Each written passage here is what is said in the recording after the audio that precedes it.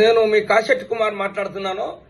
ఈ ఓటు చోరీ మీద మోడీ గారు ఇలా నిన్న పార్లమెంట్ లో మొన్న మాట్లాడారు. అది ఒకసారి క్లియర్ చూడండి. అప్పుడు ఎలక్షన్ జరిగినప్పుడు కూడా నెహ్రూ గారు ఆయనకు ఒక్క ఓటు కాకుండా కూడా ఆయన ప్రధానమంత్రి చేశారు. ఎందుకంటే ఈ కాంగ్రెస్ వాళ్ళు గేమ్ ఆడతారు. ఆడ వీళ్ళు 10 మంది ఉంటారు. మనమంతా ఓట్లేస్తాం కదా, జనం అంతా ఓట్లేస్తారు, హిందువులంతా ఓటేస్తారు. ప్రతి ఒక్కరు సర్దార్ వల్లభాయ్ పటేల్ కావాలి అప్పుడని. ఇప్పుడు వీళ్ళంతా ఓటేస్తే వాళ్ళు ఏం చేశారు? ఇన్నాడు కదా పెద్ద మనిషి, మన గాంధీ అనేటి ఆయనే పెద్ద మనిషి ఏం చేసిండు? వాళ్ళ మనిషి కదా ఆయన.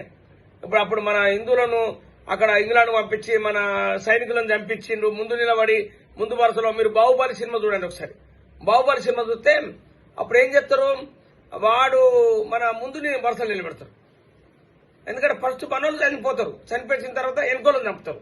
అప్పుడు చాలా మంది సైనికులు చచ్చిపోయారు. అప్పుడు ఈ గాంధీ మన ఇంగ్లాండ్ వాళ్ళకు పోరాడానికి పంపితే విదేశాల వాళ్ళకు, వీడు ఇంగ్లాండ్ మనిషి కదా, ఇంగ్లాండ్ వీళ్ళకు వాళ్ళే వీళ్ళు వాళ్ళే ప్రతి ఒక్కరు. అందుకే ఇవన్నీ మనం గమనించాలి.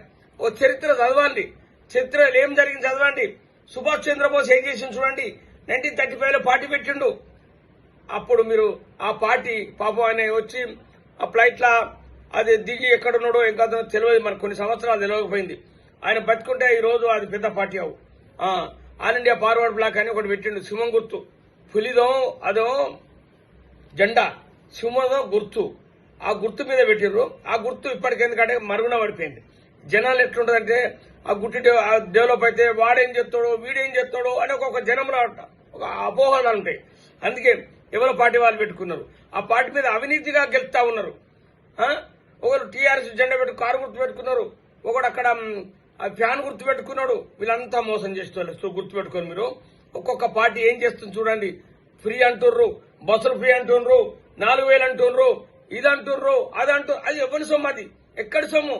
ఎవరి సొమ్ము? అది ప్రజల సొమ్ము, ప్రజలు కష్టపడే సొమ్ము. డెవలప్మెంట్ చేయండి, బీదలకు ఇవ్వండి, ఇటువంటి చేసుకుంటూ పోండి.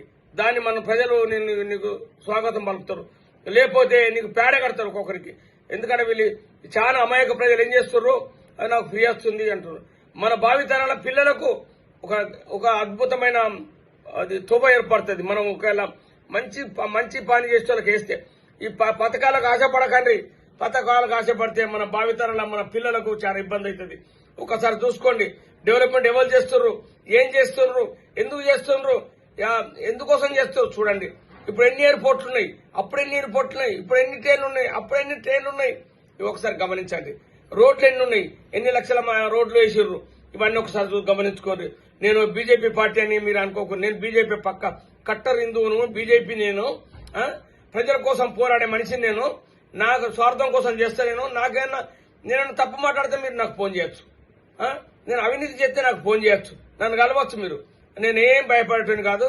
జై హింద్, జై గోమాత. నేను మీ కాశెట్టి కుమార్ మాట్లాడుతున్నాను.